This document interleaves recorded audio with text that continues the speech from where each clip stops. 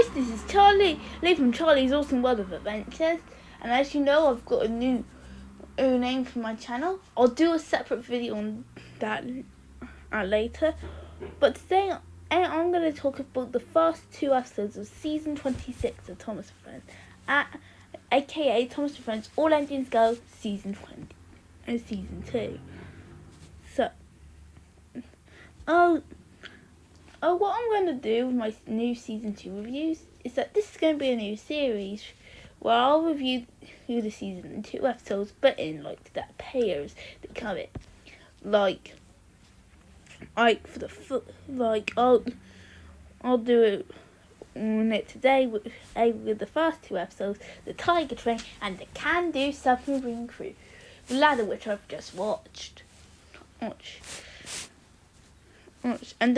And I'll do it again on the 31st of January with Excellent Adventure and Calliope Crack Up. So let's get into the reviews.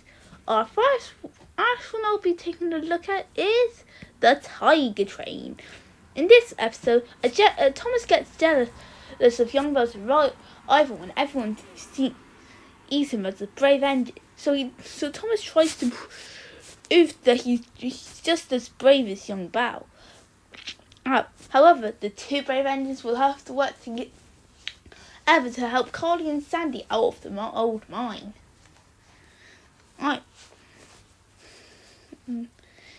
so when I first heard that young Belle was going to be in All Engines Go, I was immediately hooked. Because young Belle is a really good character. So I like him a lot. He's great. So I was excited. And what did I think of the episode itself? Really good. Young Belle was done really well here. While he is seen as a brave hero, and I'm glad that he kept his backstory from the TV series in, and he also shows that even the bravest engines like him can get scared, and I like that. And even though there are brave engines on the railway like young Belle, the bravest can get scared, and that's okay. It's like the message in Paw Patrol the movie, where while chasing a brave pup, even the bravest of pups can be scared. And I love that message. It's a really good message that's handled. I also really like the song What Brave Engines Do. If you guys wondered why I only sung to that one at the moment and not the other season 2 songs that are already out, well, even though I am planning to do even for What's Awesome About This Place, the other songs are good, but they're just not as great as what Brave Engines do, because it's got a really nice beat to it. If I did have to have some cons for this episode, it would have to be what it is the most realistic episode of All Engines Go. Now, I'm sure not many people will find that's a problem, since there are only a few unrealistic things in this episode, unlike the others this season. So I'm sure people will be fine. But the reason why I have a problem with this specifically is that I like how All Engines Go is unique for the original 24 seasons. It adds a bit of creativity,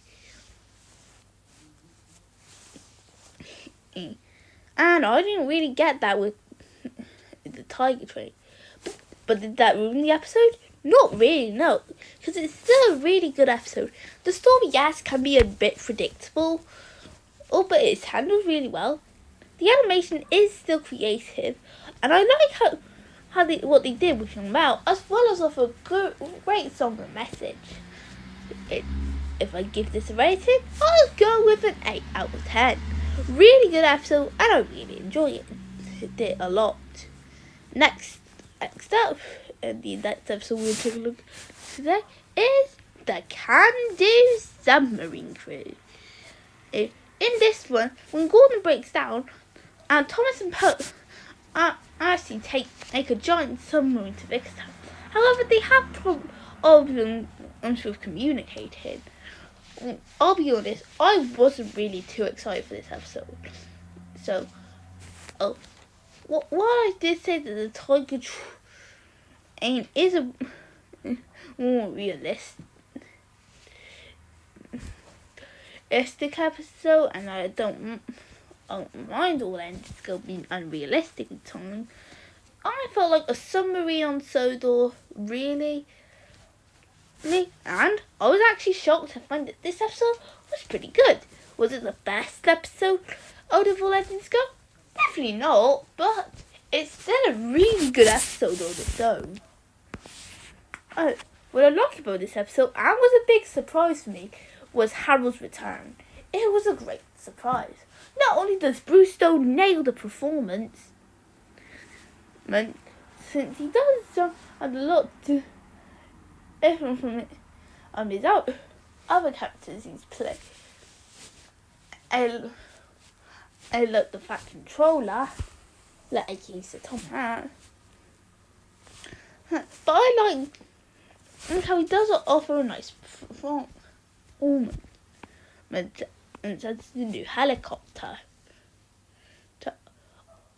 Also, his design has kind of grown on me. At first, I wasn't really a huge fan of it, but I have actually grown on it. It's not spectacular, and it is a problem because it looks a little too unrealistic for All Engines Go. Oh, yeah, I said it. But it still is really creative. I also thought that the message was handled perfectly in this episode. So finding different ways to communicate. 8. Showing that talking is not the only way of communication. And I like that. It's really strong. It's a really good message. Because communication can't just come from talking. It can come from other things too. Ooh, and I really like that. It's a great...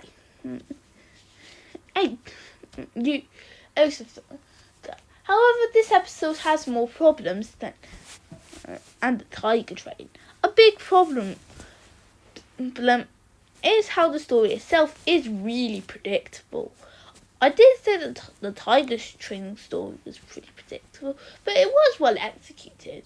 While it can be the same aim for the Can-Do submarine crew, I wouldn't really say it was perfectly executed. Especially with the fact how the episode doesn't really have much going for it. It's just pretty boring, with Thomas and Percy just delivering a submarine, and then Harold just joining the crew later in the episode. Also, while I do like how unrealistic All Engines Go can be, even I think it should have its limits. Like Percy dangling over Cannonball Cut of like his person dangling over the edge of a cliff. Yeah, I think of that as a bit too unrealistic for the show itself, really. But does that mean this episode is bad at all? I'd say no. It's not as good as the Tiger Train, but it is still a pretty alright episode on its own. It's nothing spectacular, but it still is a pretty enjoyable episode. I'll give it a 6 out of 10. It's not really anything spectacular, but it's okay for what it is. So join me in a couple of weeks when we'll take a look at the next 2 episodes of Calliope, Crack-Up, and Excellent Adventure. And I'll see you guys for them, and bye!